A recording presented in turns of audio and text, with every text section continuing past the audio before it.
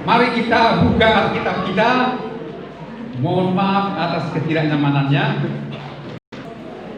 Dalam Matius pasal 1 kita baca. Matius pasal 1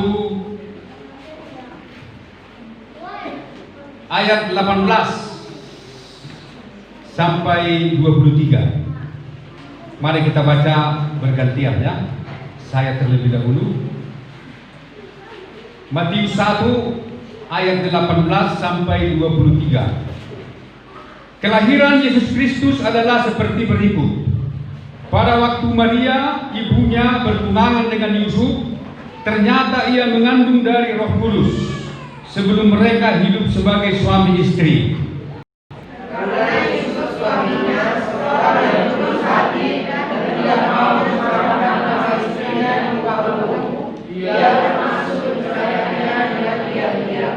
Tetapi ketika ia mempertimbangkan maksud itu, malaikat Tuhan nampak kepadanya dalam mimpi dan berkata, Yusuf anak Daud, janganlah engkau takut mengambil Maria sebagai istrimu, sebab anak yang di dalam kandungannya adalah dari Roh Kudus. Ia akan melahirkan laki-laki dan engkau akan menamainya Yesus, karena dia yang akan menyelamatkan umatnya dari dosa mereka. Hal itu terjadi supaya genaplah yang difirmankan Tuhan oleh Nabi. Sama-sama kita. Sesungguhnya anak darah itu akan mengandung dan melahirkan seorang anak laki-laki, dan mereka akan menamakan dia Immanuel, yang berarti Allah menyertai kita. Saya baca sekali lagi ayat 21 begini.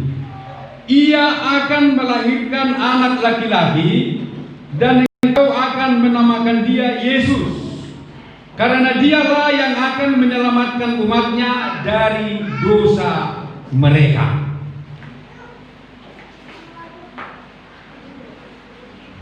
Kelahiran Yesus di Bethlehem adalah untuk menggenapi firman Tuhan yang sudah dinubuatkan oleh para nabi, baik Musa, Yesaya, dan juga Nabi Mika, bahwa Tuhan menjanjikan juru selamat bagi manusia untuk membebaskan manusia, amat terlebih umatnya, supaya dibebaskan dari perhambaan. Jadi kehadiran Yesus ini sudah sangat dinanti-nanti oleh bangsa Israel. Dalam setiap penderitaan mereka, apabila mereka dalam kesesakan, ditindas oleh bangsa-bangsa yang menjajah mereka, mereka selalu mengingat akan datangnya seorang pelepas yang dijanjikan oleh Allah. Itulah Mesias. Siapa namanya? Mesias. Tetapi ketika Yesus lahir di Bethlehem, mereka tidak tahu bahwa yang mereka nanti-nantikan itu sudah datang. Dan selama dalam penderitaan itu, mereka terus menunggu dan mengharapkan Mesias yang dijanjikan itu segera datang untuk membebaskan mereka dari segala penderitaan. Tetapi Bapak Ibu dan saudaraku sekalian, pikiran mereka hanya tertuju kepada persoalan jasmani saja.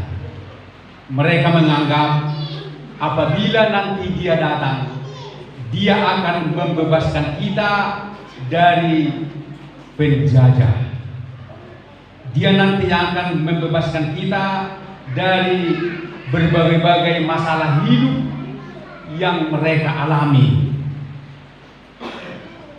Mereka berharap apabila nanti Dia itu datang akan memberi kepada mereka kemerdekaan. Tetapi bertolak belakang dengan apa yang direncanakan oleh Tuhan. Sementara Tuhan mengutus Yesus bukan untuk persoalan jasmani, tetapi untuk persoalan dosa, di mana masalah utama yang ditangani oleh Yesus adalah dosa, bukan kemerdekaan dari tangan penjajah, bukan dari kemerdekaan dari masalah dan dari sakit penyakit dan dari berbagai-bagai kesesakan hidup, tetapi dosa.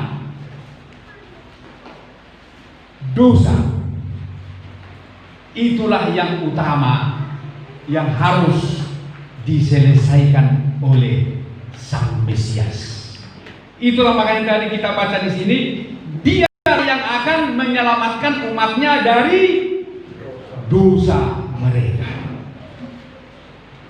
bukan dari persoalan hidup sehari-hari, tetapi dari dosa.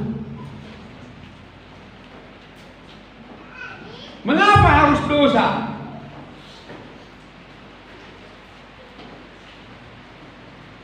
Yang pertama Tuhan selesaikan adalah dosa. Tuhan mau menghapuskan dosa. Tuhan mau supaya umat bebas dari dosa. Karena apa? Karena Tuhan Allah mau tinggal bersama-sama dengan umatnya. Karena Tuhan Allah mau Immanuel. Makanya dikatakan ayat 23, sesungguhnya anak darah itu akan mengandung dan melahirkan seorang anak laki-laki, dan mereka akan menamakan dia Immanuel, yang berarti Allah menyertai kita. Amin. Jadi Allah tidak akan menyertai kita kalau kita masih hidup dalam dosa. Makanya yang pertama-tama Tuhan selesaikan, Tuhan urus dalam hidup kita, yang pertama-tama adalah dosa. Haleluya. Dosa. Karena Allah tidak bisa berkompromi dengan dosa. Dan Allah itu suci, kudus, tidak bisa bersatu dengan dosa. Itulah sebabnya Dia terlebih dahulu menyelesaikan dosa umatnya dengan kehadiran Kristus. Setelah itu Allah akan beserta dengan umatnya, Immanuel. Nah, inilah yang tidak dimengerti oleh manusia. Inilah yang tidak dimengerti oleh umat Israel, sehingga mereka salah sangka. Bahkan Petrus, murid Yesus pun salah sangka. Dia kira kehadiran Yesus di dalam dunia ini akan membentuk sebuah kerajaan di mana Yesus menjadi raja, mengusir penjajah, yaitu Roma yang pada waktu itu menjajah mereka. Makanya Petrus berkata kepada Yesus ketika Yesus mau terangkat ke surga, Tuhan, maukah Engkau memulihkan suatu kerajaan bagi kami? Dia mengira kerajaan dunia. Oleh karena itulah ibu bapak saudaraku sekalian, pesan Natal pada malam hari ini, kalau Allah mau ber-Immanuel di dalam hidup kita, mari kita lepaskan dosa. Amin. Immanuel, Allah menyertai kita. Inilah janji penyertaan Tuhan dalam hidup kita. Dan orang yang pertama mengalami Immanuel adalah Maria dan Yusuf. Firman ini disampaikan kepada Maria, kepada Yusuf. Dan orang yang pertama mengalami Immanuel adalah Maria dan Yusuf, suami istri ini. Di mana Maria disertai Tuhan di saat nyawanya terancam karena dia mengandung sebelum bersuami. Menurut hukum Taurat, Maria harus dibunuh. Tetapi apa yang terjadi? Maria selamat. Allah menyertai dia. Immanuel. Allah berimmanuel dengan Maria. Amin. Demikian pula Yusuf. Di mana Yesus mau dibunuh oleh Herodes. Herodes mau membunuh Yesus.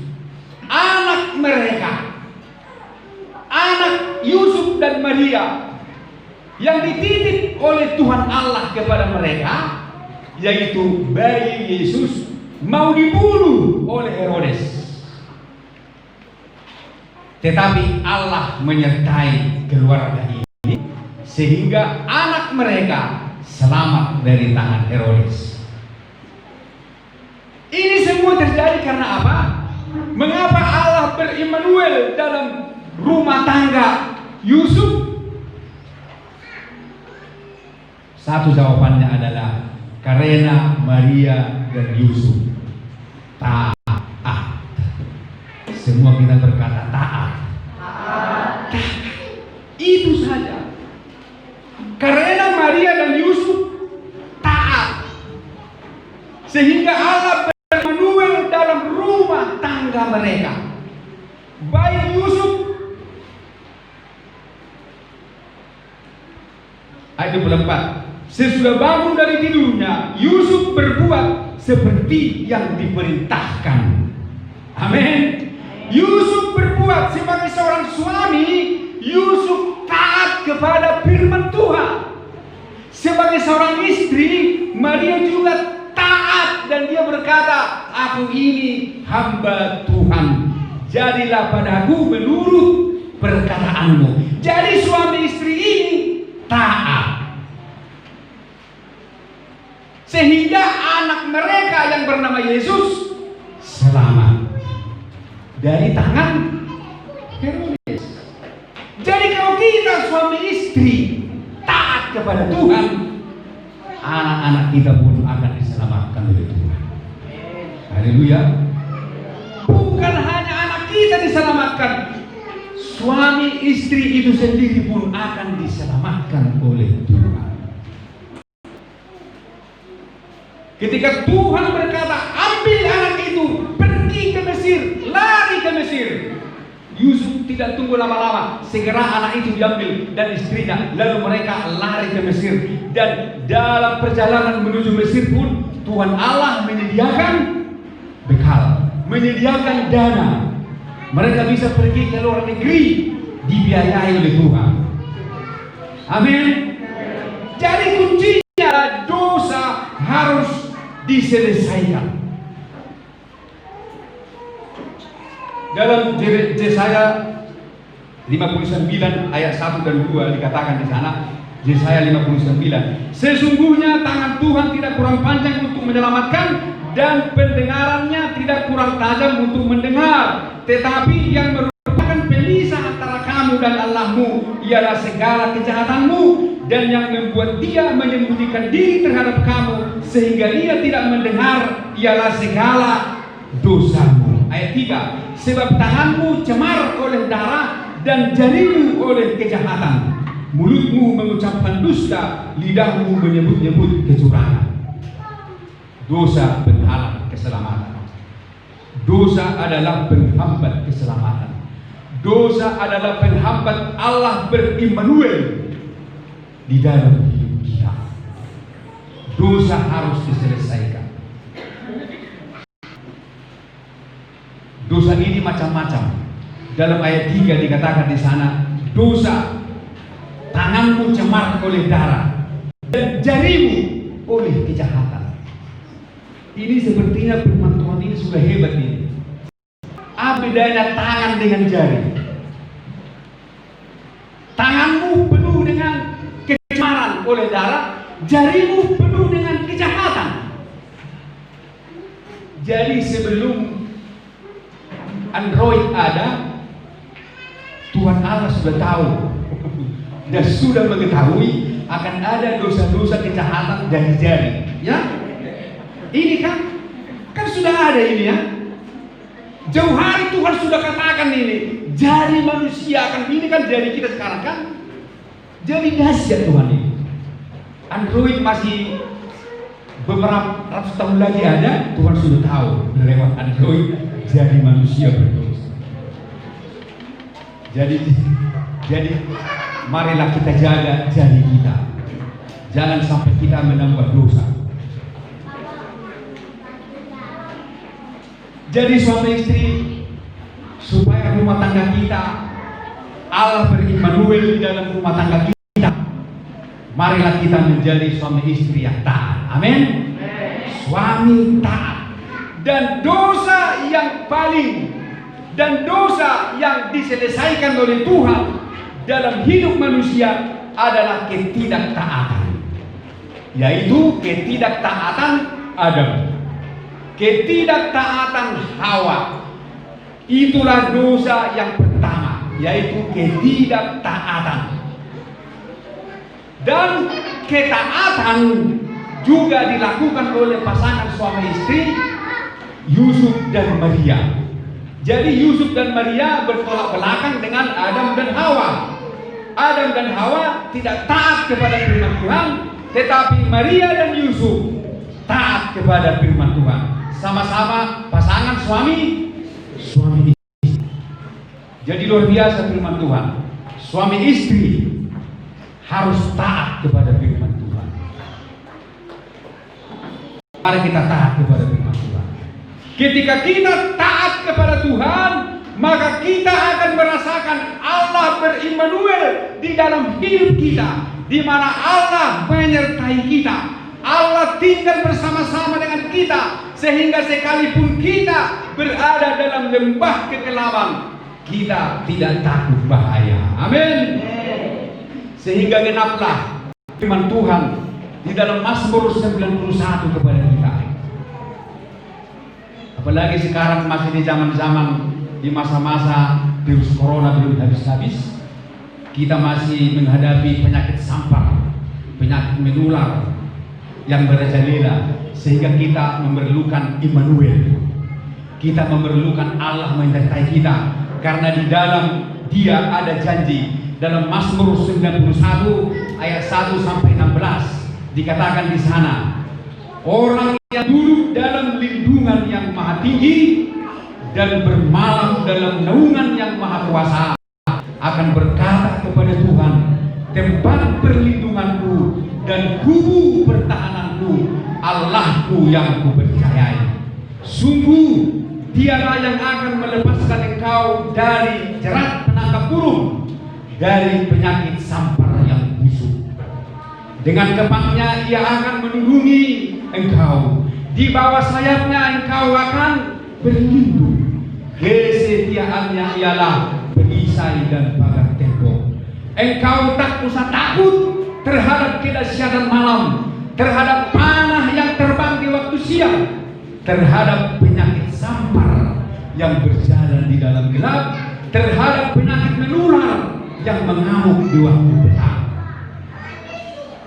Walau 1.000 orang rebah di sisimu dan 10.000 di sebelah kananmu, tetapi itu tidak akan menimpamu.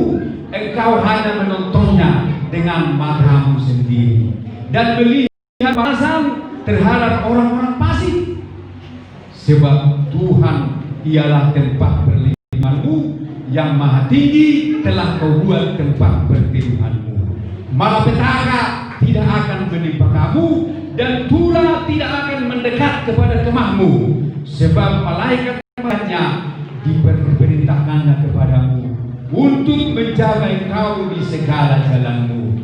Mereka akan menatang engkau di atas tangannya, supaya kakimu jangan terantuk kepada batu. Singa dan ular telung akan kau langkahi, engkau akan menginjak anak singa dan ular naga. Sungguh hatinya melekat kepadaku, maka aku akan meluputkannya, aku akan membentenginya, sebab ia mengenal namaku. Bila ia berseru kepadaku, aku akan menjawab. Aku akan menyertai dia dalam kesesakan. Aku akan meluputkannya dan memuliakannya. Dengan panjang umur akan kukenyangkan dia, dan akan kuperlihatkan kepadanya keselamatan daripadaku. Amin. Jadi Tuhan akan mengenyangkan kita dengan panjang umur. Walau 1000 orang rebah di sisi kita dan 10.000 di sebelah kanan kita, itu tidak akan menimpa orang-orang yang taat kepada firman Tuhan, yang hatinya melekat kepada Tuhan. Disitulah Allah berimmanuel. Haleluya. Jadi suami istri harus taat kepada firman Tuhan. Kita berdoa. Terima kasih Bapa di surga, kami sudah mendengarkan firman-Mu bahwa Engkau akan berimmanuel di dalam hidup kami. Setelah segala dosa-dosa kami Engkau ampuni, Engkau hapuskan, dan kami tidak lagi hidup di dalamnya, maka kami akan melihat penyertaan-Mu yang akan menyertai kami semua, dan juga menyertai anak-anak kami, seperti Engkau menyertai Maria dan Yusuf di saat Herodes mau membunuh Yesus. Dan kami juga akan melihat di masa-masa ini banyak malapetaka, ada penyakit sampar, ada penyakit menular yang kapan saja bisa menyerang siapapun. Tetapi kami berlindung kepada Tuhan. Kami percaya Allah Immanuel menyertai kami, karena hati kami melekat kepadamu, dan juga kami berlindung dan bernaung di bawah naungan kuasa Tuhan. Lindungilah kami belajar taat kepadamu. Terima kasih buat firman-Mu Tuhan. Kami berserah kepada Tuhan. Berkati setiap usaha yang kami lakukan untuk kehidupan kami ini, dan perayaan Natal ini pun kami serahkan ke dalam tangan Tuhan. Biarlah Tuhan mengerjakan kami, dan sementara acara ini pun akan dilanjutkan terus, Engkau tetap memimpin ya Tuhan. Inilah doa kami Bapa, dalam nama Tuhan Yesus Kristus kami berdoa. Haleluya. Amin. Saya serahkan kepada pembawa acara untuk dilanjutkan. Terima kasih.